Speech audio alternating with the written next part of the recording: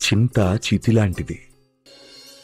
అలాంటి అగ్ని మనిషి వర్తమానాన్ని భస్మం చేస్తుంది.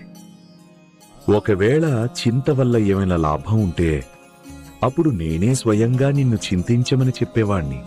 ప్రతి అంతమూ ఒక ఆరంభమే, అంతం గురించి కాదు. ఏదైనా ఆరంభం గురించి ఆలోచించండి.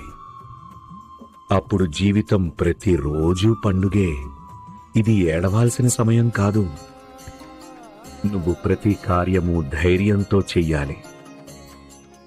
ఎదురయ్యే ప్రతి సమస్యని దృఢచిత్తంతో ఎదుర్కోవాలి. నీ వ్యక్తిత్వాన్ని పూర్తి స్థాయిలో పరిపక్వం చేసుకోవాలి.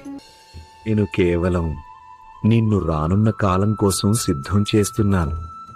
ఎందుకంటే ఇదే జీవిత సత్యం. కాలం ఎప్పుడూ ఒకేలాగా ఉండదు. ఒకవేళ మనం జీవితంలో నిరంతరం మార్పు చెందే సత్యాన్ని అర్థం చేసుకుని స్వీకరించగలిగితే నువ్వు దేన్నైనా స్వీకరించగలుగుతావు. నువ్వు నా నుంచి ఏమేమైతే నేర్చుకున్నావో దాన్ని ఉపయోగంలోకి తేవాల్సిన సమయం వచ్చింది తాత్య.